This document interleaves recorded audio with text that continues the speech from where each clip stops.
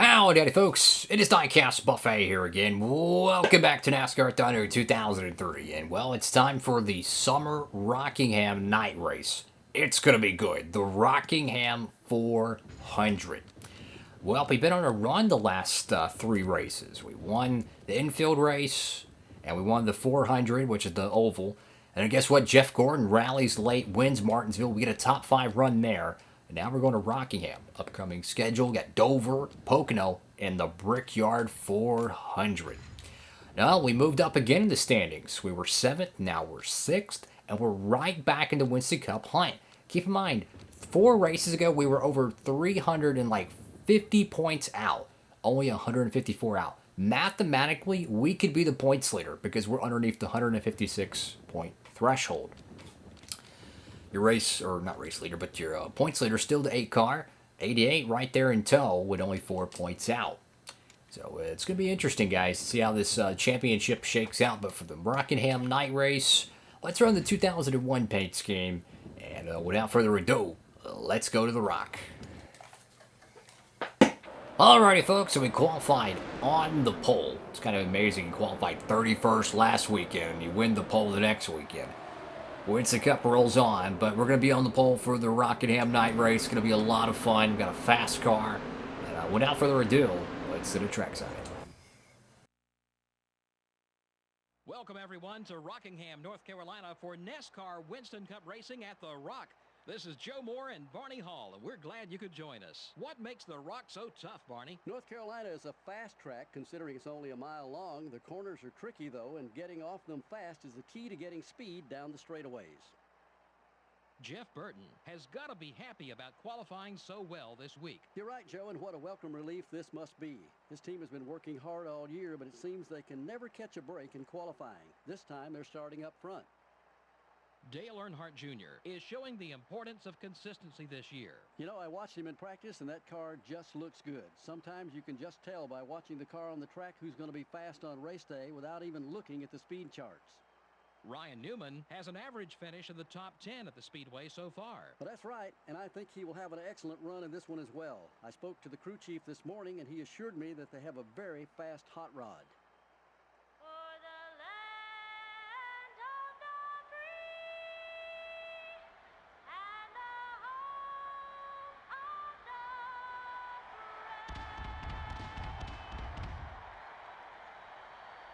Gentlemen, start your engines. Alrighty, folks, here we go. On the front row is going to be the 24 car, the 99 car. Kurt Busch and Roush Couture, the top 5. But this is going to be a good one, guys. I love this track. It is my favorite short track. For all the newer fans out there, Rockingham deserves to be on the schedule again. It really does. They should have never left Rockingham. It probably is the best racing short track out of all of them. I mean, it just really is. You have grooves like Darlington where you could run all over the place. Oh, by the way, you have the same tire wear you would see at Darlington. It's fast. Both ends of the track are different. It's a fun racetrack. And here we go. 39 laps to settle it. The car was extremely loose in qualifying, but it was also extremely fast to get in that pole run. I did tone it down a little bit because I was worried we were going to over-rev it if we get into a draft or something. So we tamed it a little bit, but it should be more than enough to be able to stay competitive. Gordon's going to lead the first lap. That's 5 bonus points to the 24 camp. We need to make sure we at least lead 1 lap as well. Tony Stewart right behind us. Martin in tow. Whoa, Kurt Busch on the outside with a big run. Rockingham is a tire wear racetrack, so even though we might not be the best car right now, as the run goes on, we should have, better and better chances. We got to watch our RPMs though, because if we over rev this engine, it'll be over before you know it. We already had an engine failure this year at Atlanta, so don't want to have that happen again. And where my screen is positioned, the microphone's right in front of the RPMs, so I have to lean over to look. Gordon has got a fast car, man. I mean, this guy, He's duking a dive, and I'm overdriving the corner badly, but he still has a lot of speed. Look at Kurt Busch. Look at this. The Roush out of nowhere. 3 of the top 5 Roush. How about that? Oh, contact. Sorry, Bill Elliott. Now we got to find a way to get by all 3 of these Fords. Come on. This Rockingham race just feels faster than normal. It is such a fun racetrack. I mean, look at this. Rusty Walls is beating the back bumper off of us. I mean, I love this place, man. If you would have told me that in 2010, or if you would have told me in 2004, that Auto Club Speedway would be bulldozed before North Wilkesboro and before Rockingham, I would have said you're absolutely insane. And the fact of the matter is North Wilkesboro has been revived. And Rockingham has actually been repaved. Why would they spend millions of dollars to repave Rockingham if they don't have plans on turning at least one of the top 3 national NASCAR touring series there? So my point is that the Rockingham Speedway, I'm like 95% sure it is going to have either Trucks, Xfinity, or Cup within the next 4 years. I'm like 95% certain, because there's no way they would have spent millions of dollars to repave a big racetrack like this. I think it's just over a mile long. But to repave a facility like this and fix, the amenities, to just bulldoze it. Oh, I'm so sorry, Kurt. That was dirty. I just did Kurt dirty there. I hit him off the corner of the exit. Or hit him on the exit of the corner. That was bad. It's okay, though. He'll be able to rebound. He's got a fast car. I'm just so glad they've repaved Rockingham. Like, I hope and I pray they bring this track back to the Cup Series. I'm telling you, it is such a great facility. I mean, literally the last race they had here in the Cup Series, it was a photo finish. It was an all-time classic event between Casey Kane and Matt Kenseth at the stripe, and Kenseth got the final victory. I truly do believe, though, that Rockingham's going to be back in the Cup Series. I truly do believe that. It might age like milk, but why would you spend millions of dollars to repave a racetrack just to bulldoze it or leave it dormant? Put it this way. If they can fix and restore Nashville Super Speedway, believe me, they can fix the Rockingham Speedway. Trust me. And the tire wear's starting to play a factor. You can see us pulling a little bit away from Tony Stewart and Mark Martin. And we're slowly catching up on Jeff Gordon. And that's why Rockingham's so much fun. Look at Gordon. He's on the bottom. We're on the outside. That's turn 1. And you go over here down to turn 3 and 4. And the banking and the way the track is, it's so different. It's just... I love this track, man. It might not have the prestige. It might not have the aura of like a Martinsville, because that was our original NASCAR track. Or... Uh-oh. My bad. We just hit the wall. Or Bristol Motor Speedway with all the amazing night races and drama they've had there. Rockingham, in my opinion, is the most fun short track out there. It just is. I mean, you literally have so much room to run. I don't know if next-gen cars would race good here, but I have a feeling trucks or Xfinity would be really good. Now, they did try the trucks in 2012 and 2013. Or was it 2012 or 13 or 11 or 12? They tried the trucks. They didn't get a great crowd. Let's just be honest. It's hard to bring crowds to a truck event being the main event. If you bring the Cup Series and a national broadcast crew and you promote it and do all the amenities, maybe have a concert, you never know. So my point is that Rockingham needs another chance, and I truly do believe it's going to get its chance. I know I would go to Rockingham. If I lived in North Carolina, I would go to Rockingham. I would. To make the pass on Jeff Gordon there, his tires finally give it up, but here's the bad news. He led like 15 straight laps So assuming we don't lead 15 at least laps, he's going to get the maximum bonus points. I'm not really worried about Gordon in terms of the standings, considering he's not top 3. But hey, everybody is trying to fight for those Winston Cup points, and there's still like, what, 16 races left to go in this season? That is a lot of points that are on the table. There's a lot of racing left. The championship is just, it's so wide open right now. Anybody can win it, and we just botched turn 3 and 4. Gordon's going to pit. I'm going to stay out a little bit longer here. Not going to pit immediately here. I'd like to get a couple more laps led and try to compete for that maximum bonus point. I feel confident with the race car. I mean, it's fast. We ran down the 24 car. See if we can get one more lap out of this thing. And we qualified on pole, so I mean, it was good in Q trim. It's been great in race trim. Just taking care of this race car and trying to make it happen.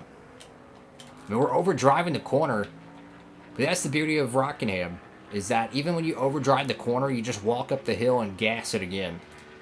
Love this place, man. All right, let's pit here. Come on, come on. We need to be aggressive, but don't be too aggressive. Lock it up. All right, let's get our adjustments. Pit options. No damage repair, full tank. Keep that wedge loosey-goosey. And let's drop the PSI. All right.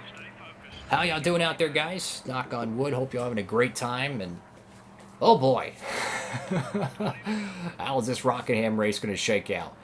How crazy to be if a caution came out and we were like, I don't know, 10th, and we were 1 lap down, and we were like the lead car on the lap down. That'd be horrible. To know we just lost the race because of a freaking caution. But hey, that happens. Come on, come on, come on, come on. No mistakes, guys. No mistakes. All right, 16.8. We did have to pack this thing completely full, so I kind of understand that. Oh, Kevin Harvick. I think he had an engine failure or something. He's on pit road, and he's driving the Looney Tunes car. There's Gordon. So now we got to go run him down. Looks like Kevin Harvick's hot streak is unfortunately came to an end. We've got Benson. We got Martin. Benson's coming in alongside Scott Wimmer in tow. We got Martin, and there's Jeff Gordon. There's still 28 laps to go here at Martinsville. Or Martinsville, what am I thinking? Rockingham. We just ran Martinsville. I know these episodes might be days or weeks in between, but I literally just ran Martinsville, so still thinking about that, because Gordon won it. 13th here. 24 car should resume the lead here. And it'll be a 3-dog hunt.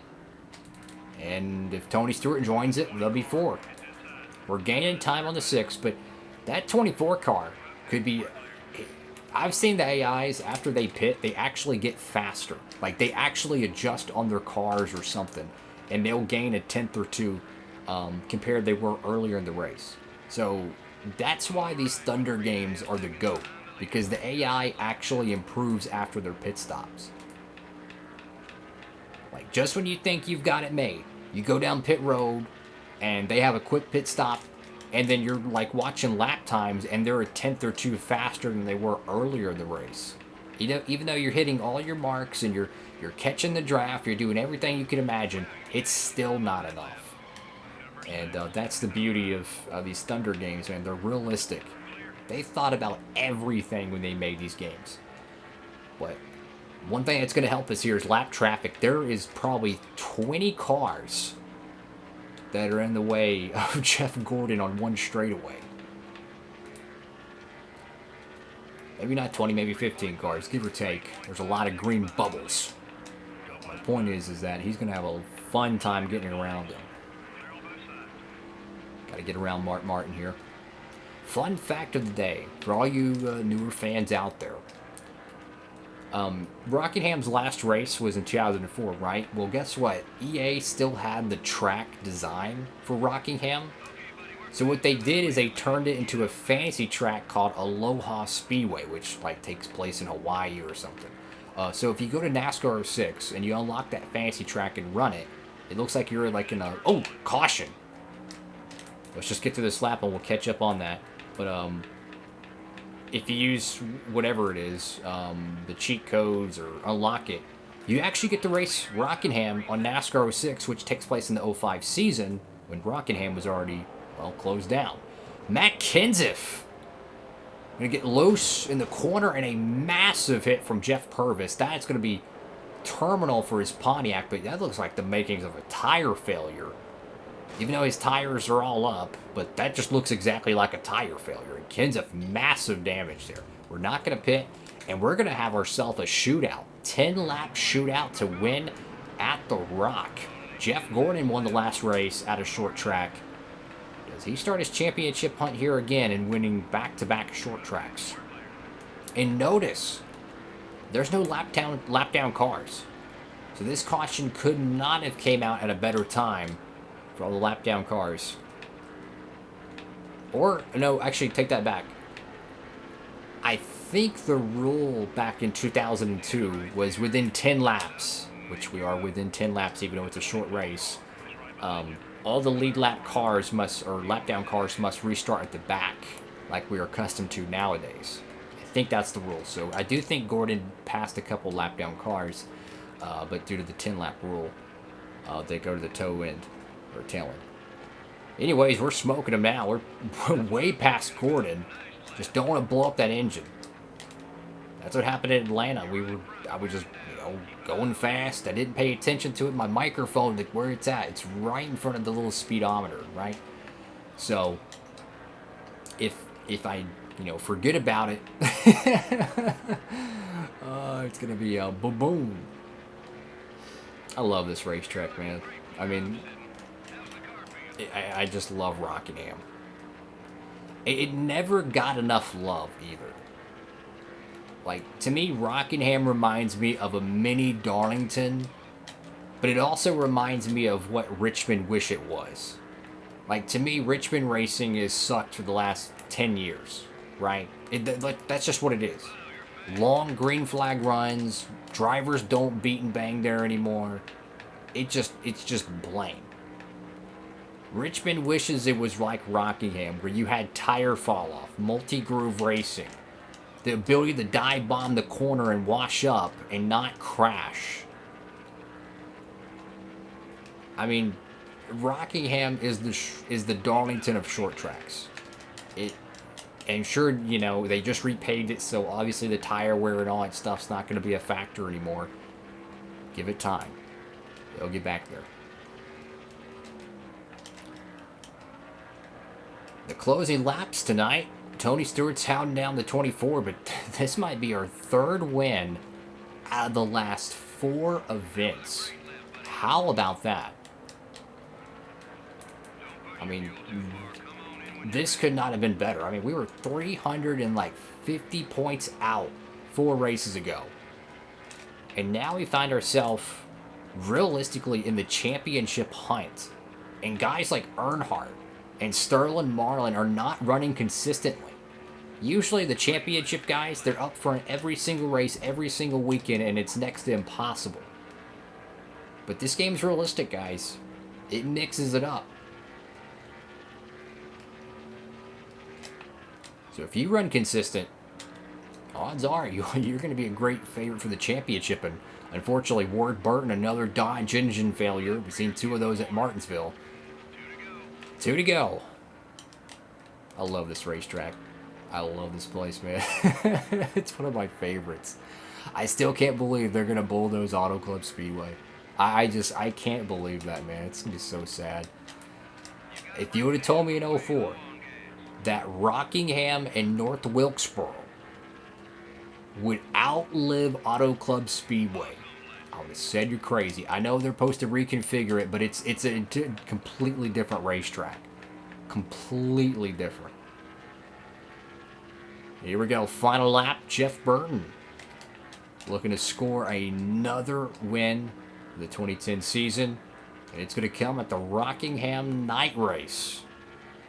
We just had enough fuel on the final lap. Yes! I will take it. And Gordon gets second. Hey, we got 2 Roush Coutiers in the top 10. That's always great. Let's go give these fans a burnout, guys. Love this place.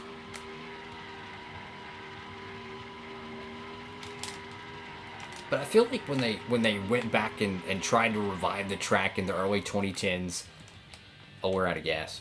But I feel like when they went back to it, they didn't really like revive it. I feel like they kind of just put a fresh coat of paint on it and said, okay, it's Rockingham. I don't feel like they promoted it enough. I don't feel like they probably had a super low budget, honestly, because the truck series was changing a lot in the early 2010s. You've seen a lot of the veterans go away, and it really started becoming a cup leech type of field, and then you started seeing the young guys in both series. You know, they were still cup leeching a lot, but the tracks were changing. You know, Milwaukee was no longer there. They went away from Nashville. Then you had, of course, in the truck series, you had Eldora, which was a huge deal. I mean, the Eldora truck race was bigger than the NASCAR Cup Series dirt race. Like, that's how big it was. Like, it was like, wow, they're going to run a National Series event on dirt. It was nuclear. We unlocked the night track by running the night track. That's fun. For your other Winston Cup points leaders, Earnhardt sixth, and Sterling Marlin at 8th. So they had a decent run, but great points night for us. Unfortunately, Gordon, well, he doubled the laps led total. That generally happens, but hey, man, I'll take the win. I'll take the win. So looking through the finishing order here. But yeah, like, I feel like they didn't give it a great finish. I feel like or a great chance. They said, okay, let's just, paint the facility, mow the yard, clean up the parking lot, and go racing. That's what it kind of felt like. I don't know all the details to it, but I feel like they didn't, like, advertise it enough. It's hard to sell a truck race to survive a racetrack, to keep it surviving. It's just hard to do. I mean, you got to have an IndyCar race or a Cup Series event to sustain events anymore. So I truly do think that in the future, Rockingham will get another shot. There's no way they're going to repave the racetrack just to let it sit dormant. And I guarantee you, running a regional late model series is not going to sustain this facility. Okay, it's just like North Wilkesboro. If they tried, just running, local races and stuff there, that's fine. You have to have a NASCAR Cup Series event there, or Xfinity at most, or at least. There's just no way to sustain it. So it's interesting times we're living in NASCAR. I mean, I'm telling you, if you would have went to the infield, and I'll end the video on this. If you would have went to the infield of like a random NASCAR race in 05, 1 year after 04, and since they got rid of Rockingham and blah blah blah blah blah, if you just asked a random fan on trackside or something and said, guys, or whoever, what do you think about the idea that Auto Club Speedway would be torn down before North Wilkesboro, and North Wilkesboro 16 years from now would come back to the Cup Series, and oh, by the way, Rockingham's going to be repaved 16 years from now and eventually come back to the Cup Series? That person would have probably laughed and said, in your dreams. You could think about running the Clash at the LA Coliseum, the Daytona Road Course, running the Brickyard on the road course. I mean, like, there is so many crazy, like, pipe dreams of the 2000s that actually found their way into the Cup Series. Very weird times we were living in, and it probably won't last forever. There'll probably be another time in the sport where it'll be back to being complacent, and contracts for tracks will be very long. They own the tracks, but they'll probably be like, okay, 7 years, we're not going to touch the schedule. Right now, it's like WWE pay-per-views in terms of track schedules. It's just like, what's the craziest thing we can find and put stock cars there? And I'm all for it. I think it's fun. Thank you all so much for watching the video. If you can, please give it a huge thumbs up, like, comment, and subscribe. And, of course, turn the notification bell on so you don't miss out on any of the new content. You know what to do with that promo code down below, guys. Help out the channel. It does help out tremendously. Greatly appreciate all those who use it. You don't have to. Love you all. That's all for now. We win at Rockingham. Diecastbuffet. Signing off.